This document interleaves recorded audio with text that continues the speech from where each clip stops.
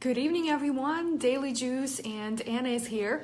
I hope you're having a great Monday. Wanted to pop in and chat a little bit about a cool concept. I'm sure you've heard about this, right? Chicken or the egg, and the analogy about what came first. So here's how I translate that into financial planning.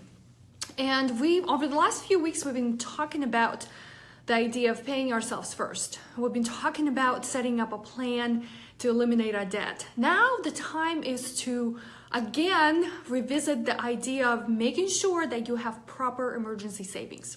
And so I was listening to a podcast a while ago where the discussion was about how so many of us have debts that are kind of still weighing on us. Consumer debts, credit cards, student loans, mortgages, right? And so it's just the life that we live, right? And then the presenter of the podcast, hi Sveta, good to see you, brought this analogy about, right, comparing the debt and our other goals to the analogy of chicken or the egg. And the question that he raised was, well, what came first?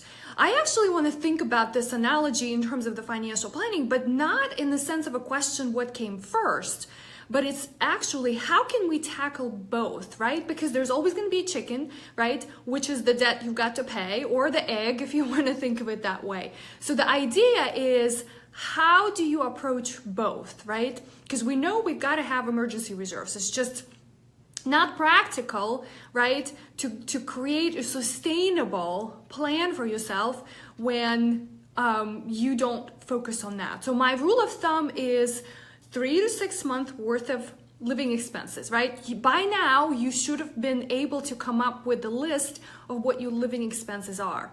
What do you have to pay on a monthly basis, right? What are your expenses? What kind of bills are recurring? So you should have that idea. So let's say, just to give you an example, let's say it's $5,000 a month. That's all you need to cover your basic living expenses. So if we're talking about 3 months worth of expenses stashed aside, then we're talking about $15,000. Now you might think, oh, well, you're totally crazy. I can't have that. No way. I've got a pile of debt to pay here. Well, that's what I'm talking about. What do you focus on first? So my advice to you today is to actually focus on both. And so if you have extra discretionary dollars, right, after you pay all of your bills and there's something left over, what I want you to do is I want you to apply 50% of that discretionary dollars to save for your emergencies, and the other 50% should go into your emergency reserves. Now, I call emergency reserves a curveball account because I want to think of it as a fun little account, not a, emergency. Word emergency tends to have a negative connotation. So when a life throws you a curveball, you'll be prepared. So give it a thought.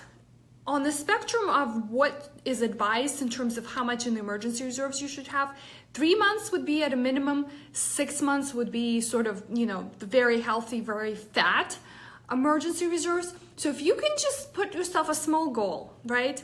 Give yourself one baby step that you can take and say, I'm going to have 1 month of reserves available to me, right? Let's say in the next quarter, 3 months or so. Give yourself baby steps so that you can actually accomplish and plan that. That's all I've got for you today. Thanks for watching, and let me know what kind of emergency reserves you guys have, and if you have any follow-up questions or comments. Thanks for watching. See you soon.